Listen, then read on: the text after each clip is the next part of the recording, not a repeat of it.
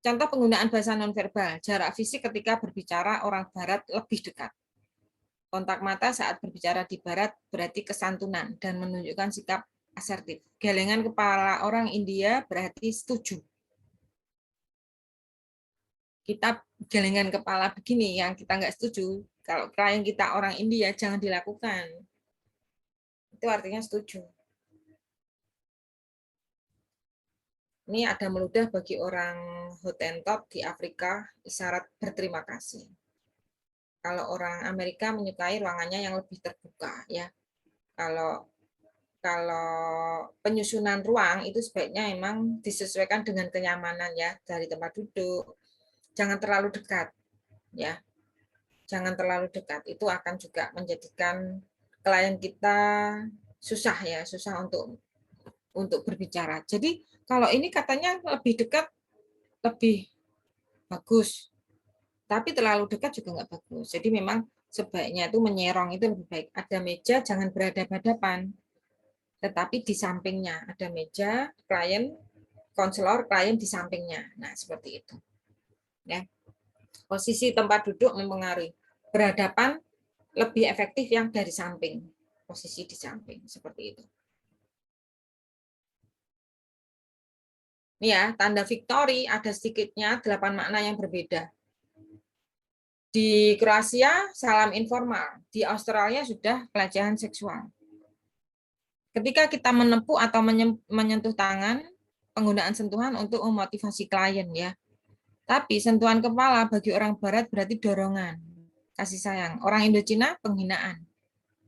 Ya, menyentuh tangan memotivasi, menepuk-nepuk itu memotivasi. Tetapi ketika sudah menyentuh kepala nggak sopan untuk kita ya. Tetapi ternyata di luar negeri itu suatu bentuk kasih sayang. Jadi kesalahpahaman komunikasi ini bisa sangat terjadi ya ketika budaya kita berbeda, apalagi bahasa nonverbalnya juga berbeda. Dan tentu di sini akan terjadi saling tidak memahami akhirnya ya. Dalam konseling lintas budaya, bahasa nonverbal menjadi persoalan penting yang harus diperhatikan oleh konselor. Gunakanlah bahasa nonverbal seperlunya saja, tapi jangan tinggalkan dari bahasa nonverbal itu. Ya. Ada pertanyaan? Muatan budaya dalam konseling yang ada hubungannya dengan bahasa nonverbal yang harus diperhatikan oleh seorang konselor. Siapa yang mau bertanya?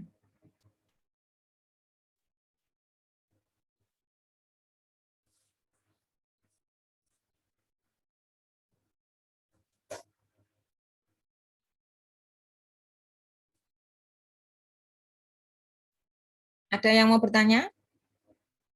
Itu ada Mbak Tirsa. Silakan Mbak Tirsa jika ada yang mau ditanyakan.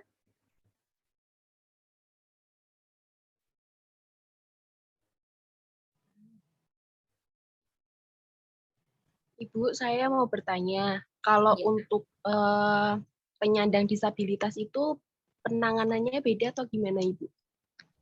Ya, betul. Ketika ketemu dengan penyandang disabilitas, kita sudah bicara hal yang sangat berbeda. Karena apa? Konseling yang kita lakukan di sini tentunya masih konseling dengan batas apa ya? Dengan batasan ketemu dengan orang sehat yang sedang bermasalah. Ya kan? Kalau disabilitas itu apa, Mbak? Kira-kira kecacatannya apa? Tunarungu, tunagrahita, Tuna, tunadaksa, tunadaksa. tunarungu, iya, Hmm. Kalau sama tunadaksa, iya. kalau tunadaksa itu cacat fisik, jadi kemungkinan, bukan kemungkinan, ya. Kalau cacat fisik dalam kognisinya nggak ada masalah, itu masih bisa kita tangani. Tetapi kalau sudah ke tunarungu, kita butuh siapa coba? Translator, ya. Translator. Translator. Karena tunarungu nggak semudah itu menerima ucapan kita. Nah, di situ belum tentu seorang konselor menguasai bahasa apa namanya? Yang Isyarat untuk atau anak gimana? Bahasa isyarat, Bu. bahasa isyarat. Belum tentu kita menguasai ya. Paling yang bisa yang kode ya, bahasa isyarat yang sudah makan. Kali makan kan seperti ini, sudah minum ya, seperti itu. Tapi ketika kita tidak menguasai semua dan ternyata ada klien tunarungu, sebaiknya kita punya penterjemah, Mbak Tirsa. Karena apa? Semakin klien kita itu sudah tunarungu, tentu semakin banyak muatan budaya yang muncul di situ dari bahasa nonverbal kita, ya kan? Tunarungu kan tidak bisa mendengar, tapi bisa melihat. Nah, itu kan juga tahu-tahu. Dan ingat, anak ABK atau penyandang disabilitas itu lebih sensitif. Ya, lebih sensitif. Lebih sensitif ketika dia punya kendala, dia punya masalah, itu akan lebih berbeda dengan orang umum. Karena apa? Karena dia ada dalam lingkup yang kecil, Mbak. Ya enggak? Dia kan di lingkup yang sendiri, apa ya, jarang bergaul, tidak pernah bergaul, hanya ketemu dengan teman yang sama dengan dia, kan seperti itu. Coba kalau ternyata dia penyandang disabilitas, kuliah di universitas umum, tentu itu akan banyak sekali masalah yang dihadapi. Dan itu memang butuh banget itu seorang konselor. Ya kan? Nah, kira-kira bagaimana untuk menanganinya? Ya kita harus kalau tunarungu ya harus dengan translator tentunya ya. Tapi kalau tunadaksa masih bisa. Karena selama ketunaan itu atau tunadaksanya hanya karena mungkin maaf tidak ada kaki atau tidak ada tangan. Nah, seperti itu. Tapi secara kognisi dia masih bisa berpikir, secara verbal dia masih bisa ngomong dengan jelas, secara pendengaran dia masih bisa mendengar dengan baik, itu enggak ada masalah. Baik, Mbak Tirsa, bagus pertanyaannya. Ada Bu, lagi yang mau bertanya? Atau Mbak Tirsa masih ada yang ditanyakan Mau lagi? bertanya, Bu. Ya Bu, ya Bu. Bu. Masih mau tanya. Oh, masih mau tanya? Iya. Ya, apa Mbak? Jadi gini Bu, yang penyandang disabilitas itu, yang tunadaksa itu, dia tuh Mbak Tirsa bisa on kamera sebentar? di sini masih hujan jadinya tadi waktu dipanggil juga nggak bisa itu Bu, respon Bu, makanya nggak bisa gitu. ini on kamera. Oh ya sudah, silahkan lanjut. Ya, Bu. Nah, yang tadi itu tunadaksa itu mempengaruhi perkembangan otaknya. Nah, itu penanganannya itu sama atau tidak ya Ibu? Maksudnya gimana? Tunadaksa mempengaruhi perkembangan otak. Iya Bu, betul. Berarti nggak hanya tunadaksa Mbak? Kompleks. Iya, kompleks. Itu ada ketunaan yang lain, ketunaan ganda Mbak? Iya Bu, dia kompleks gitu loh Bu. Penderita yang kompleks gitu.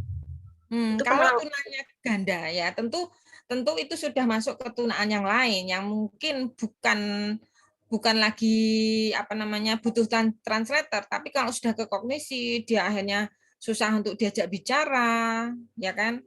Susah untuk menyampaikan pendapat, itu lebih baik ke ranah profesi yang lain. Bawa ke psikolog. Bisa melakukan dengan pengetesan, ya kan? Nah, seperti itu. Gitu Mbak Tirsa? Bu, berarti sebagai konselor kita masih bisa memberikan bimbingan kepada dia kan Bu? Atau bisa bekerja sama dengan psikolognya? Ya, betul. Kita masih bisa bekerja sama dengan psikolog. Jadi kita nggak kerja sendiri, karena ada saatnya mungkin itu sudah ranah ke psikolog gitu loh. Ya kan? Iya, Bu. Ya. Ya, bagus. Ada lagi tadi Mas Andi mungkin? Tadi yang mau bertanya siapa? Gini Bu, mungkin yang dimaksud Mbak Tirsa itu seperti itu tunagrahita.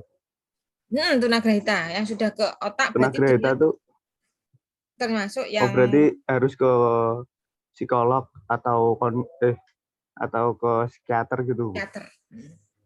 Karena kalau tunagrahita itu kan rata-rata IQ di bawah rata-rata. IQ-nya rata-ratanya ada di bawah gitu.